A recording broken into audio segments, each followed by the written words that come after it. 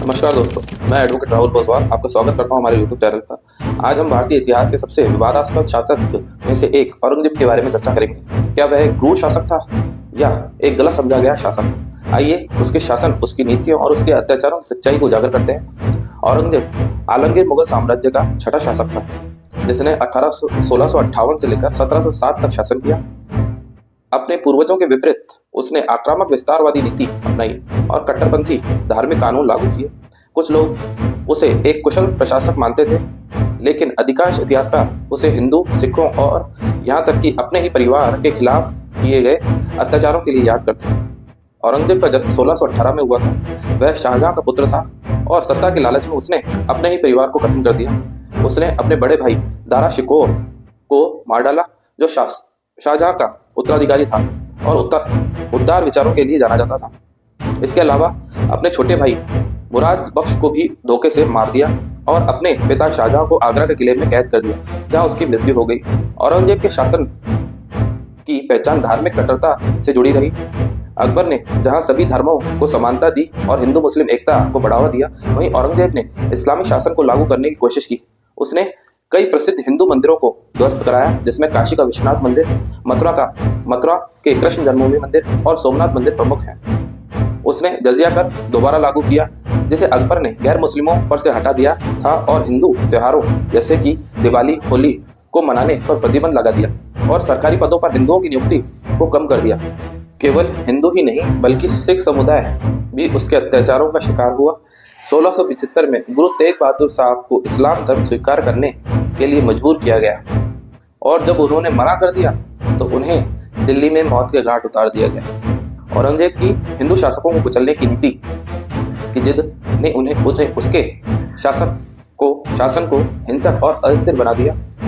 उसने मराठा योद्धा छत्रपति शिवाजी महाराज को एक बड़ी चुनौती के रूप में देखा। 1666 में उसने शिवाजी महाराज को आगरा बुलाया और धोखे से उन्हें बंदी बना लिया। महीनों की कैद के बाद शिवाजी महाराज अपने पुत्र संभाजी के साथ बचकर भाग निकले। शिवाजी की मृत्यु के बाद औरंगजेब ने 1689 में संभाजी महाराज को पकड़ लिया और उन्हें अमानवीय यातनाएं दी। अंततः उनकी निर्मम हत्या कर दी गई। औरंगजेब ने सिर्फ मराठों को ही नहीं बल्कि राजपूतों को भी निशाना बनाया। अकबर के समय में जिन राजपूतों से मुगलों के अच्छे संबंध थे, उन्हें औरंगजेब ने तोड़ दिया और उनके खिलाफ युद्ध छेड़ दिया। लगभग 50 वर्षों तक शासन करने के बावजूद औरंगजेब की नीतियों ने ही मुगलों के पतन की नींव रख दी। लगातार युद्धों और धार्मिक भेदभाव ने साम्राज्य को कमजोर कर दिया। मराठा, सिख और राजपूत शक्तियां लगातार मजबूत होती गई और मुगलों का प्रभाव कम हो गया। 1707 में औरंगजेब की मृत्यु हुई। अपनी अंतिम घड़ी में वह बेहद अकेला था और उसने अपने जीवन की गलतियों को महसूस किया। उसकी मृत्यु के बाद मुगल साम्राज्य धीरे धीरे पतन की ओर बढ़ा और अगले 50 वर्षों में ब्रिटिश, मराठा और अन्य शक्तियों ने इसके अधिकांश हिस्सा अपने नियंत्रण में ले लिया। औरंगजेब भारतीय इतिहास के सबसे विवादित शासकों में से एक है। जहां कुछ लोग उसे एक सख्त प्रशासक मानते हैं, वहीं इतिहास उसे एक निर्दयी और धार्मिक कट्टर शासक के रूप में देखता है। उसके अत्याचारों ने न केवल हिंदुओं और सिखों समुदायों को प्रभावित किया बल्कि मुगल साम्राज्य को भी कमजोर कर दिया।